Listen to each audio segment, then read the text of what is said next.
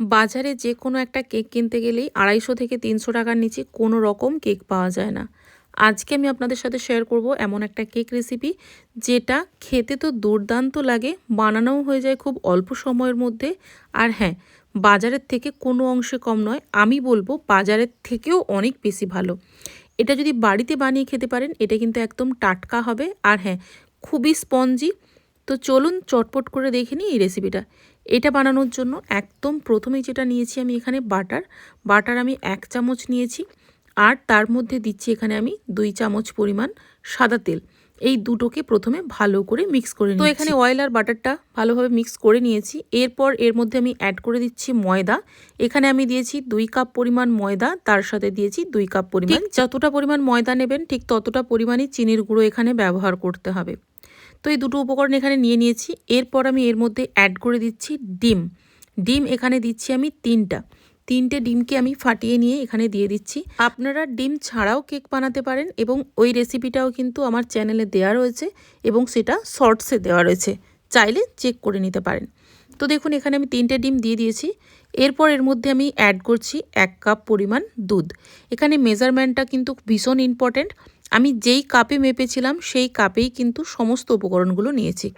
যে কাপে নিয়েছিলাম ওটাতেই ময়দা নিয়েছি 2 কাপ, 2 কাপ নিয়েছি চিনি গুঁড়ো, তার সাথে দিলাম 1 কাপ পরিমাণ দুধ। এরপর সমস্ত উপকরণগুলোকে একদম ভালো করে মিক্স করে নিয়েছি। কনসিস্টেন্সিটা দেখতেই পাচ্ছেন কীরকম ধরনের হয়েছে। তো এই জায়গাটাতেই মেন কাজ রয়েছে, খুব ভালো করে ব্যাটারটা মিক্স করতে হবে। বাড়িতে যদি ইলেকট্রিক বিটার থাকে সেটা দিয়েও করতে পারেন, অথবা আমি যেভাবে একটা হ্যান্ড বিটার দিয়ে করছি ওটা দিয়েও কিন্তু এটাকে মিক্স করে নিতে পারেন। এখানে আমি দিচ্ছি 1 চামচ পরিমাণ বেকিং পাউডার। যেহেতু আমার চামচটা বড় তো সেই জন্য একটু কম রেখেছি। আর দিচ্ছি এখানে 1 চিমটি পরিমাণ বেকিং সোডা। আর দিচ্ছি এখানে 4 চামচের হাফ চামচ পরিমাণ লবণ। আর এখানে অ্যাড করেছি 1 চামচ পরিমাণ লেবুর রস। সমস্ত উপকরণগুলো দেওয়ার পর এটাকে আরও একবার ভালো করে মিক্স করতে হবে। আর হ্যাঁ, এই লেবুর রসটা দেওয়ার পরেই কিন্তু সঙ্গে সঙ্গে দেখবেন যে ব্যাটারটা অনেকটা বেশি ফুলে যাবে। তো এগুলো দেওয়ার পর কিন্তু কিছুক্ষণের মধ্যেই একদম এটাকে বেক করে নিতে হবে। এগুলোকে মিক্স করার পর এটাকে রেস্টে রাখা যাবে না। এই ছোট্ট ছোট্ট টিপসগুলো যদি আপনারা ফলো করেন তাহলেই কেকটা কিন্তু একদম পারফেক্ট হবে। এরপর এখানে আমি 1 কাপ পরিমাণ ড্রাই ফ্রুটস, যেগুলোকে আগে থেকেই কেটে রেখেছিলাম, সেগুলোকে অ্যাড করে দিয়েছি।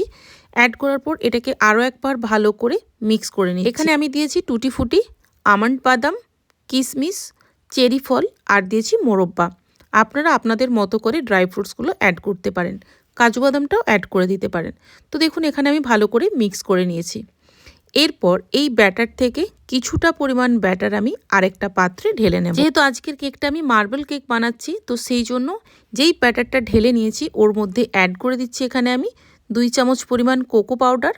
আর এই ব্যাটারটার সাথে খুব ভালো করে মিক্স করে নিচ্ছি। এই ব্যাটারটা রেডি করার সময় যদি প্রয়োজন পড়ে অল্প পরিমাণে দুধ অ্যাড করতে পারেন। কনসিস্টেন্সিটা যেভাবে আমি দেখাচ্ছি ঠিক সেম রাখতে হবে, খুব বেশি পাতলা করা বা খুব বেশি ঘন করা যাবে না। এরপর একটা কেক টিন নিয়ে নিয়েছি, যেটা আগে থেকেই আমি রেডি করে রেখেছিলাম, তেল ব্রাশ করে তার উপরে ময়দা ছিটিয়ে নিয়েছি।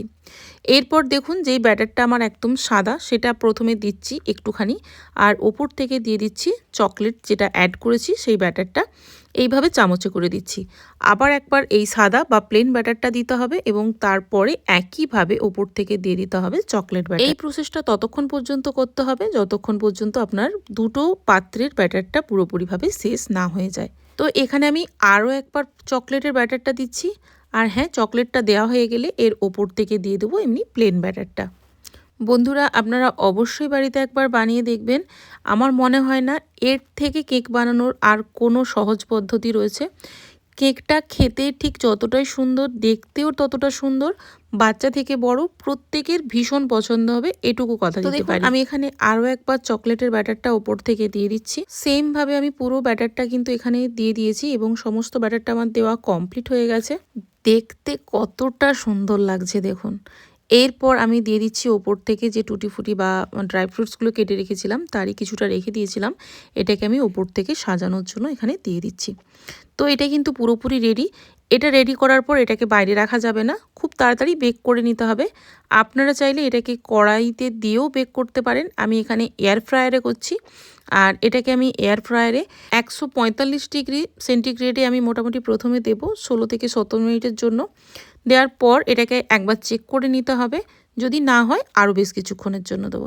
এটা চেক করার পদ্ধতি হলো একটা টুথপিক নিয়ে কেকের মধ্যে ঢোকাতে হবে এবং কেক টুথপিকটা বের করার সময় যদি ওর গায়ে কোনো রকম কেকের ব্যাটার লেগে না থাকে তাহলে বুঝতে পারবেন কেকটা হয়ে গেছে। তো দেখুন কেকটা আমার কিন্তু হয়ে গেছে। মোটামুটি 35 মিনিটের মতো সময় লেগেছে বন্ধুরা। এটা কড়াইতেও বেক করলে কিন্তু মোটামুটি 35 থেকে 40 মিনিটের মতো সময় লাগে। আর হ্যাঁ, ফ্লেমটা মিডিয়াম টু হাই রাখতে হবে। প্রথম 20 মিনিট হাই থাকবে, তারপর লো টু মিডিয়ামে রেখে এটাকে বেক করতে হবে। আজকে পর্যন্তই, দেখা হবে নতুন কোনো ভিডিওর সাথে খুব তাড়াতাড়ি। ততক্ষণ